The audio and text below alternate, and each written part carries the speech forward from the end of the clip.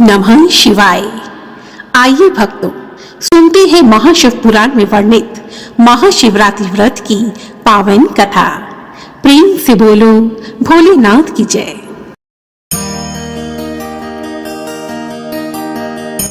एक समय की बात है, सूत जी ने ऋषियों से कहा, हे ऋषिगण, आज मैं तुम्हें समस्त पापों का नाश करने वाली महाशिवरात्रि व्रत की पवित्र कथा सुनाता हूँ।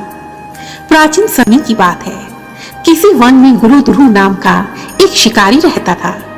वह शिकारी बहुत ही बलवान तथा क्रूर स्वभाव का होने के कारण सदा ही क्रूरतापूर्ण कर्मों में तत्पर रहता था। वह प्रतिदिन वन में जाकर मृगों को मारता और वहीं रहकर नाना प्रकार की चोरियां करता था। उसने बचपन से ही कभी कोई शुभ कर्म नहीं किया था। एक दिन संयोग से महाशिवरात्रि का सुंदर दिन आया, परंतु वह दुरात्मा घने वन में निवास करता था। इस कारण इस व्रत के विषय में कुछ नहीं जानता था। हमेशा की तरह वह उस दिन भी धनुष बाण उठाकर मृगों की शिकार के लिए वन की ओर चला, परंतु देव योग से उसे उस दिन वन में कोई जानवर नहीं मिला। शिकारी को वन में भटकते भटकते पूरा दिन बीत गया। अब तो वह शिकारी बहुत दुखी हुआ और फिर सोचने लगा, अब मैं क्या करूं? मेरे माता पिता, पत्नी और बच्चे भूख से तड़प रहे हैं। मैं उनकी भूख को किस प्रकार शांत करूं? तभी कुछ सोच विचार कर वह शिकारी एक जलाशय के समीप पहुंचा और फिर ऐसा विचार करने लगा कि यहाँ कोई न कोई जानवर तो पानी पीने के लिए अवश्य ही आएगा। उसी को मारकर घर ले जाऊंगा। ऐसा निश्चय कर वह शिकारी एक कलश में जल भरकर वहीं एक वृक्ष पर चढ़ गया। भोलेनाथ की महिमा तो देखो कि वह वृक्ष किसी और का नहीं बल्कि बेलपत्र का वृक्ष था और उसी वृक्ष के नीचे एक शिवलिंग भी स्थापित था, जो कि बेलपत्रों से पूरी तरह से ढका हुआ था। शिकारी को वृक्ष पर प्रतीक्षा करते करते रात हो गई और तभी रात के प्रथम पहर में एक प्यासी हिरनी वहां आई। उस हिरनी को देखकर उसका वध करने के उद्देश्य से शिकारी ने तुरंत ही धनुष पर बाण चढ़ाया, परंतु ऐसा करते समय उसके हाथ के धक्के से कलश में से थोड़ा जल और कुछ बेलपत्र वृक्ष के नीचे स्थापित शिवलिंग पर गिर गए और इस प्रकार अनजाने में ही शिकारी के हाथों महाशिवरात्रि की प्रथम पहर की पूजा संपन्न हो गई। और महाशिवरात्रि की इस पूजा की पुण्य के कारण उस शिकारी का बहुत सा पाप तुरंत ही नष्ट हो गया।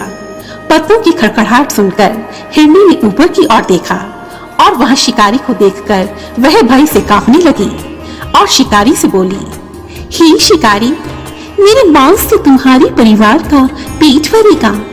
मेरे इस अनर्थकारी शरीर के लिए इससे अधिक महान पुण्य का कार्य और क्या हो सकता है? परंतु हे शिकारी, मेरे बच्चे घर पर इंतजार कर रहे हैं। मैं अपने बच्चों को अपने पति अथवा बहन के पास सौंप कर तुम्हारे पास वापिस आ जाऊंगी। मैं तुम्हारे सामने शपथ लेती हूँ। हे शिकारी, सत्य पर ही यह धरती टिकी हुई है। इस प्रकार अनेक शपथ लेकर वह हिरनी चुपचाप खड़ी हो गई। तब शिकारी ने उस पर विश्वास करके कहा, अच्छी बात है, अब तुम अपने घर जाओ। यह सुनकर वह हिरनी बहुत ही हर्ष के साथ झूमती झामती अपने घर वापस चली गई। उधर कुछ समय के पश्चात रात्रि का दूसरा पहर भी आरंभ हो गया और उसी हिरनी की दूसरी बहन उसी की राह देखती देखती उसी जलाशय पर जल पीने के लिए पहुंची। उसे देखकर शिकारी ने फिर से धनुष बाण खींचा और इस बार फिर से थोड़ा सा जल और थोड़ी बेलपत्र शिवलिंग के ऊपर गिरे। इस प्रकार उस शिकारी के हाथों शंभु भगवान की दूसरे पहर की पूजा भी संपन्न हो गई।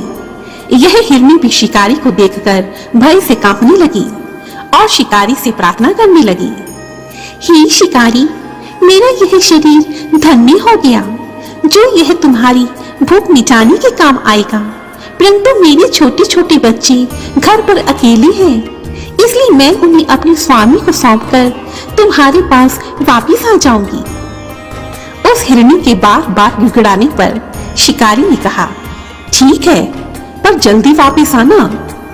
और वह हिरनी हर्षपूर्वक जल पीकर वापिस चली गई। इतने में ही रात का दूसरा पहर भी बीत गया और तीसरा पहर आरंभ हो गया और कुछ ही देर में एक हुष्ट-पुष्ट हिरण वहां पहुंचा। उस हिरण को देखकर शिकारी बहुत प्रसन्न हुआ और धनुष पर बाण रखकर उसे मार डालने को उद्यत हुआ। ऐसा करते हुए प्रारब्धवश कुछ जल की बूंदें और कुछ बेलपत्र उस शिवलिंग पर गिरे, जिससे कि उसके सौभाग्य से भगवान शिव की तीसरे पहर की पूजा भी संपन्न हो गई। तब शिकारी ने हिरण से कहा, मैं अपने परिवार को भोजन देने के लिए तुम्हारा वध करना चाहता हूँ। यह सुनकर हिरण ने कहा, हे शिकारी, मैं धन्य हूँ। मेरे शरीर से आप लोगों की तृप्ति होगी, परंतु एक बार आप मुझे घर जाने दो। मैं अपने बच्चों को उनकी माता को सौंपकर तथा सबको धीरज बंधाकर वापिस लौट आऊंगा। शिकारी ने कहा, जो जो यहाँ आए वे सब तुम्हारी तरह बातें बनाकर वापिस चले गए। तब हिरण ने कहा, दूसरे की धरोहर को हड़प लेने से, झूठी प्रतिज्ञा करने से जो पाप लगता है, वही पाप मुझे लगे यदि मैं वापिस लौटकर ना आऊं। तब शिकारी ने कहा, ठीक है भाई, लेकिन शीघ्र वापिस आना। और इस प्रकार वह हिरण भी हर्षपूर्वक वापिस चला गया। उधर सभी हिरण आपस में मिले तथा आपस में एक दूसरे के वृतांत को सुनकर सत्य के पाश से बंधे हुए। सभी हिरणों ने यह निश्चय किया कि उन्हें शिकारी के पास अवश्य ही जाना चाहिए, और ऐसा निश्चय कर उन्होंने अपने बच्चों को पड़ोसियों के हाथ में सौंप दिया और शिकारी के पास वापिस जा पहुंचे। उन सभी हिरणों को एक साथ आया देखकर शिकारी को बहुत ही हर्ष हुआ। उन सब का वध करने के लिए उसने धनुष पर बाण रखा और फिर से जल की कुछ बूंदें और कुछ बेलपत्र शिवलिंग पर गिरे तथा इस प्रकार शिकारी के हाथों भगवान शिव की चौथे पहर की पूजा भी संपन्न हो गई और उसी समय शिकारी के समस्त पाप भी नष्ट हो गए। शिव पूजा के प्रभाव से शिकारी की बुद्धि निर्मल हो गई और वह सोचने लगा, ये मृग ज्ञानहीन पशु होने पर भी धन्य है जो अपने शरीर से परोपकार में लगे हुए हैं, तथा धिक्कार है मुझ पर जो मनुष्य जन्म पाकर भी दूसरे के शरीर को पीड़ा देकर अपने शरीर को पाल रहा हूँ। प्रतिदिन अनेकों पाप करके मैंने अपने परिवार का पालन पोषण किया है। ऐसे पाप कर्म करके मुझ पापी को कौन सी गति प्राप्त होगी। इस प्रकार दुर्लभ ज्ञान की प्राप्ति होने पर उस शिकारी ने उन हिरणों से कहा, हे श्रेष्ठ मृगों, अब तुम वापिस जाओ।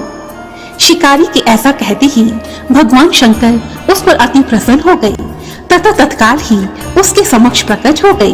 ओम नमः शिवाय,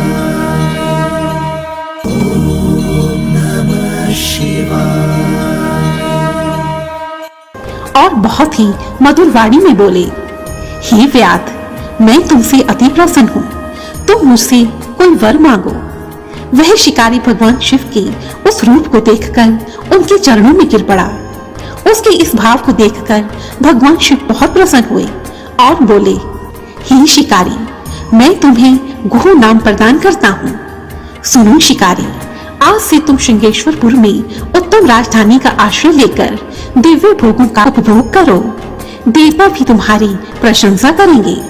हे व्याध, मेरे भक्तों पर स्नेह रखने वाले भगवान श्री राम एक दिन निश्चय ही तुम्हारे घर पधारेंगे और तुम्हारे साथ मित्रता करेंगे।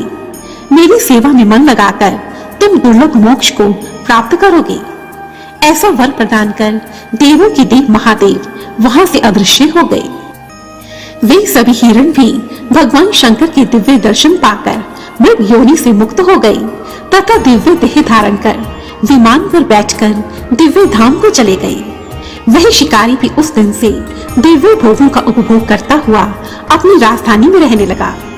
और जब भगवान श्री राम वनवास को गए तब उसकी मित्रता भगवान श्री राम से हुई तथा अंत समय में उस शिकारी को शिव का सायुज्य प्राप्त हुआ।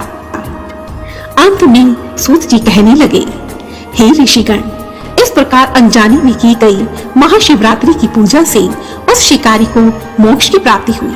संपूर्ण शास्त्रों तथा ग्रंथों में महाशिवरात्रि के इस व्रत को सबसे उत्तम व्रत माना गया है। इसलिए अपना हित चाहने वाले मनुष्य को इस शुभ व्रत का पालन अवश्य ही करना चाहिए तथा प्रेम से इस व्रत कथा का श्रवण करना चाहिए। जय भोलेनाथ, जय महादेव। प्रेम से बोलो भोलेनाथ की जय। धन्यवाद।